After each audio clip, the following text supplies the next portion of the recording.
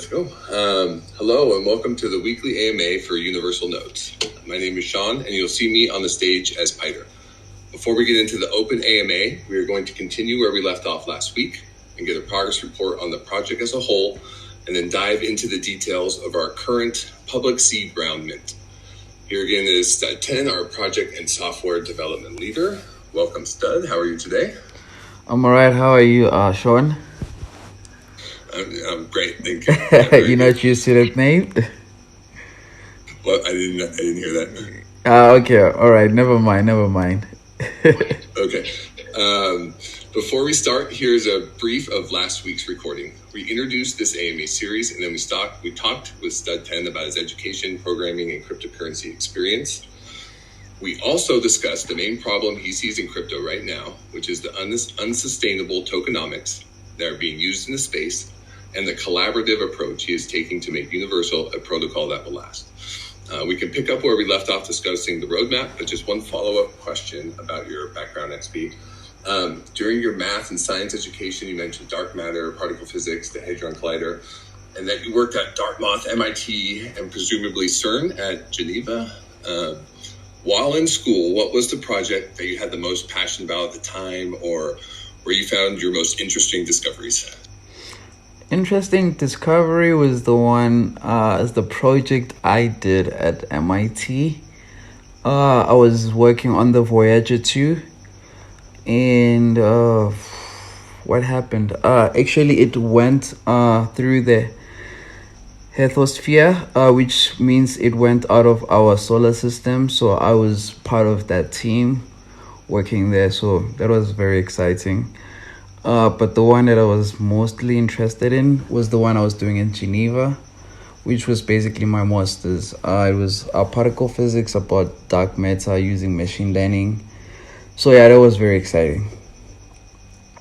And Voyager 2 was the one launched in the 70s? Exactly. Yeah, correct. How do you know that? I know very little. All right. We ended the AMA last week. You were giving a progress report in relation to launch, which is a question the community is very interested in. You mentioned the code was 70% done and tokenomics was too critical to put a time frame on. Did you want to expand? It kind of cut off. I didn't know if you were going to go any further. Did you want to expand on where we are currently, and what investors can look for to get assurance progress is being made? In terms of the code, we're working towards finishing it, and we're trying to add more things into our code. As I was talking to you earlier today, I realized some of the things we can add, some of the features we can add. We can add. I'm not saying this for sure. We can add a staking feature. I'm not sure about it. I'll see how it works. I just thought about it today, so I'll see how that works in terms of how we can do it with the nodes and the NFTs and how we can do that. But yeah, I'm thinking maybe we can do that.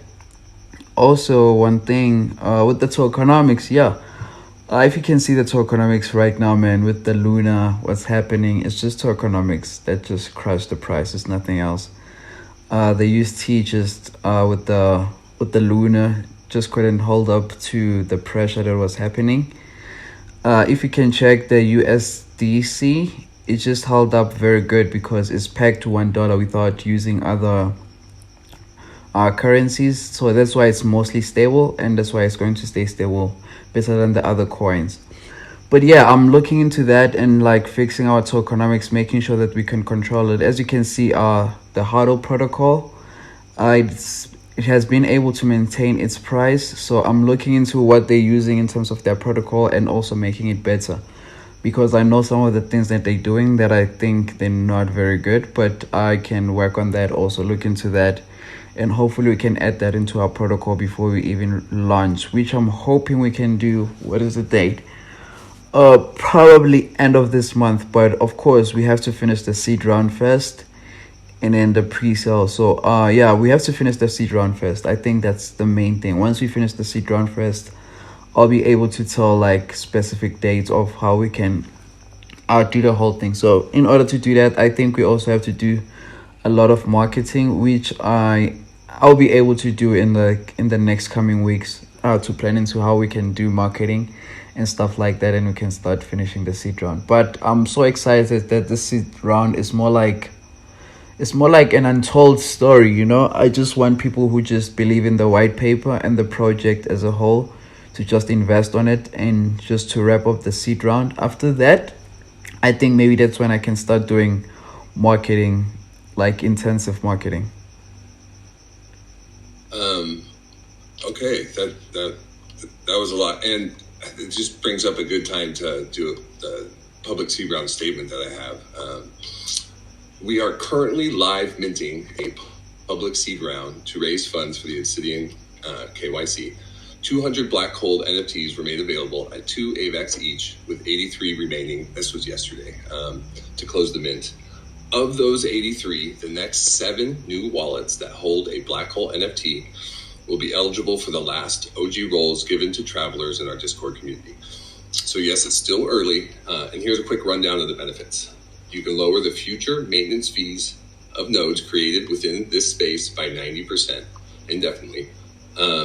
You will own the rarest NFT that provides the most space interest in our project and be able to sell it. So yes, it's transferable.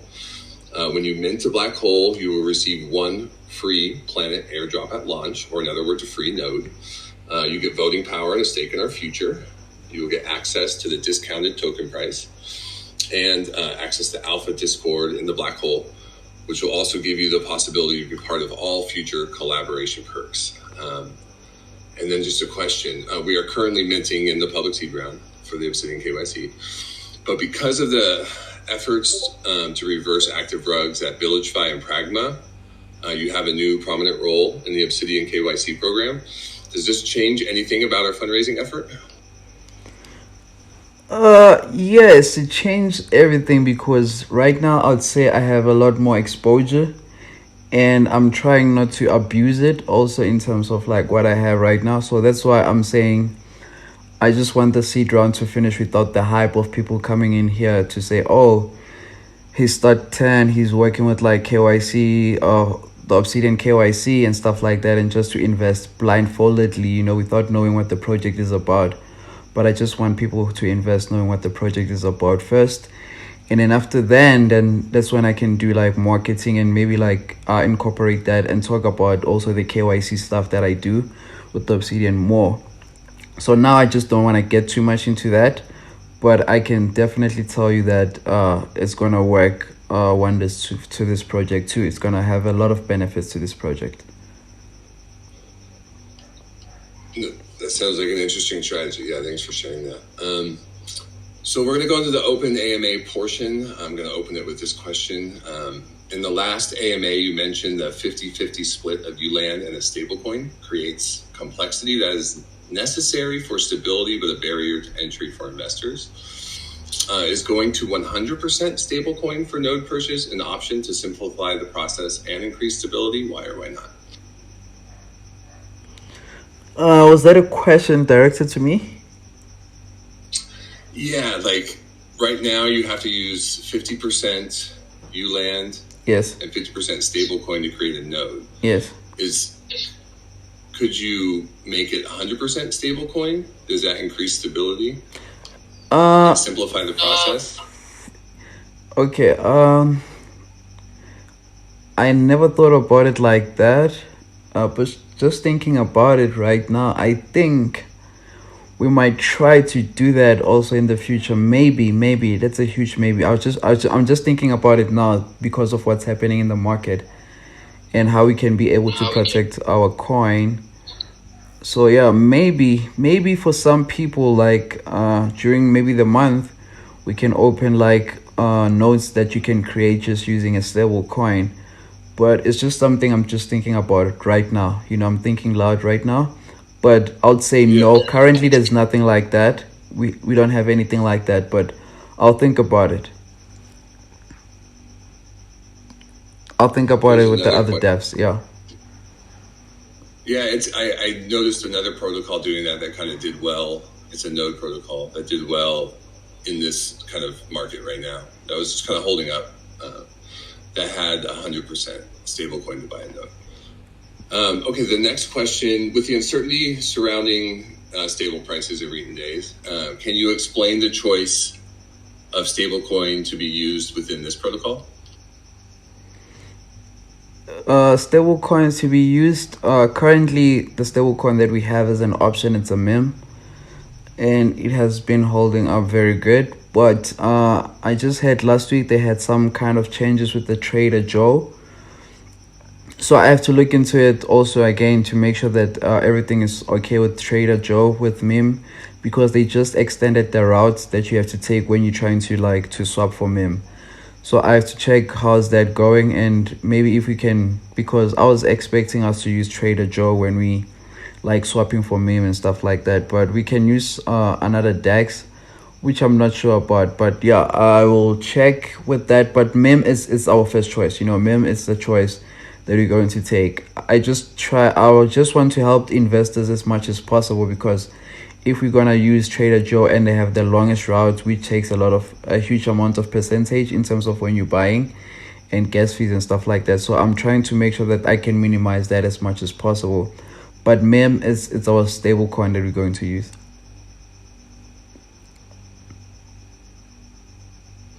Okay. I wanted to open it up for questions from the audience. Yeah, was there anyone who wanted to come up on stage and ask a question? And this is kind of new for me, so to bring people up on stage, if anybody wants to help with this, I'll be trying to do it.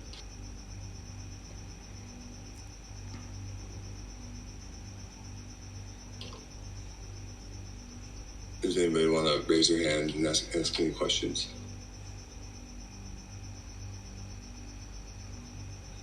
Okay, one question I had, you were talking about partnerships. Did you want to expand on anything with what you were working on recently about any potential partnerships?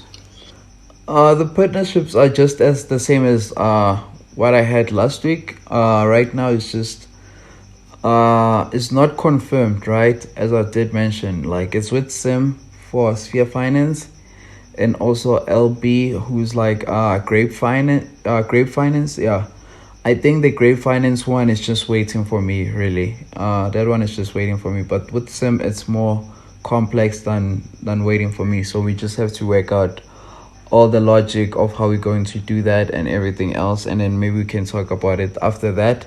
But with Grape Finance, it's just we just have to work together as devs, and come to a working protocol that can work best for both Universal Nodes and the Grape Finance ecosystem. So those are the partnerships I have in line. I'm also talking to other people who I cannot mention because nothing is confirmed yet. So that's about it with the partnerships. It brings up the question with NFT marketplace with this work you've been doing with partnerships. Do you think that will help bring people into the marketplace, like their projects that you can? Yes, for sure. I mean, for example, Grape Finance, they do have NFTs, but they don't have a marketplace. So we can use our marketplace to also sell some of the NFTs, which will help the protocol to gain a lot of income. So of course, we'll try to do that. Yep. Well, I've just seen a lot of NFT marketplaces that don't have, only has that protocol on it in the end. Yes, that's where the lack of partnerships really kills the project, because you just have an NFT marketplace and you're just selling your own NFTs without using other protocols. So using other protocols, NFTs, I think that's gonna help us in terms of exposure and everything else that comes with the benefits of the marketplace. Okay, and the one other kind of intriguing thing that I wanted to ask you about was the play to earn game. Yes. You mentioned that. Did you want to elaborate on that at all? What it's about? Or? Yeah. I guess I've been so busy I kind of even forgot about it. Yes. I'm working on a play to earn game, which is versus. The Discord is created. It was the team that was on Village Finance, so they just changed the team and added a new team. So I'm also working on that. We just building the protocol right now. Just building the prototype of it. I'm kind of like sharing more than I should, but yeah, we're building the prototype of it, and it's gonna be solid. Like it's. I think it's one of the projects that makes me excited, just like Universal Notes. Yeah, because I'm the lead dev there also, so definitely Universal Nodes will have benefits there. So yeah. Yeah, I like play there. I like that type of investing. Yeah, I So it's think exciting. that yeah, that one will be quite fun because it will be more like, oh boy, I'm sharing too much. Anyways, never mind. Yeah, it will be more like Gala games, Gala games where they have a lot of games coming in and stuff like that. Have you Oh, so seen like a Gala launch games? pad? Have you seen Gala games? Yeah, I've seen Gala. Yeah, yeah, yeah. So it'll be like Gala games. They have something called Townstar. They have other games, Spider Tanks. They have a lot of games where you can just play, choose which game you want to play.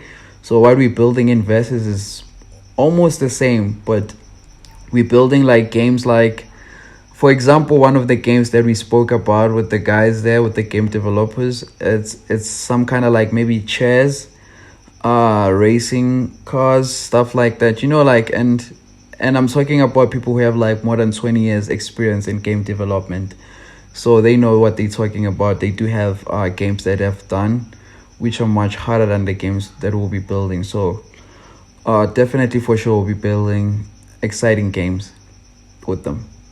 Oh, just because you've mentioned that, then I would suggest maybe talking. There's another project called Aria, and they're working on games. They've already got a couple of early mini games in progress.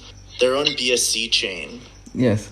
and so I would suggest talking with them because I think if there's ideas like this that multiple people are trying to put together, it might be best to actually collaborate and try to launch something like create something quality rather than trying to compete with one another potentially. All right.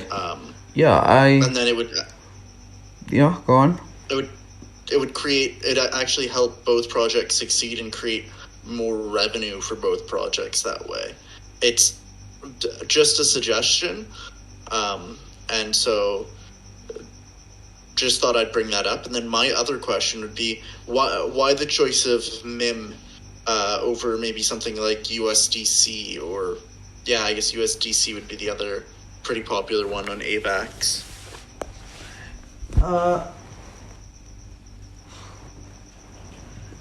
I mean, like USDC is not so popular on AVEX. I don't think a lot of people actually even use it that use AVEX chain. Most of the people that use it, they are on like Ethereum, and other chains like some people I know. A lot of people also on Luna, they use it. But I mean, like, we can also use it. We can use it because it's the most stable coin. I'll look into the router or which USDC takes and see if it makes sense to have that one over MIM. I have not looked into the router for USDC, by the way. I'll check that out. I think it's a good idea. Yeah, I think it's a good idea. Yeah, I was just thinking it's given what we've seen, because even USDT seems to have lost its peg a little bit recently in the last half a day or so. Maybe having multiple stablecoin options might help protect the protocol, especially if we shift to a 100% stablecoin pairing option. That's quite a good idea. Yeah, I'll look into it. USDTC. I'll look into that. That brings up kind of one question I can ask, and also maybe a last question. Maybe give the audience one more chance to ask them anything. I'll give it NFA. This is not financial advice or seek a financial advisor. This is for entertainment purposes only. But Stud, how are you playing the market right now? Right now, jeez. I was actually trading today, by the way. I was trading Luna. It's been very nice. Yeah, I mean, like, I'm looking into that. In terms of trading and how am I playing the market, I'm looking for something with a lot of volume. That's the first thing. I'm looking for arbitrage trading. I've been doing that. Buying stuff on Binance, moving the coins to sell on KuCoin, stuff like that. That's a lot of arbitrage going on, especially with Luna. If you can check it out, even right now, there's a lot of arbitrage going on where you can make close to 4x easily right now. So yeah, you can check that. That's what I've been doing. But yeah, there's a lot of arbitrage going on. You're braver than I. Was there anyone that wanted to ask any questions before we close the AMA? All right. Well, again, everybody, thank you for your time. Oh, maybe Ozzy does. No. No, I was just going to remind people because you can raise your hand if you want to speak. So it's on the bottom in the middle. There's a little hand, and you can request to speak if you do have any questions. All right. Well, if there's nothing else, I just want to remind people that we do post this on YouTube, and you can subscribe and get updates there without having to check in with Discord if it helps. And yeah, just thank you very much for your time, Stud. Thank you for having me, and thanks to everybody who's here today. Thanks very much for coming, everybody.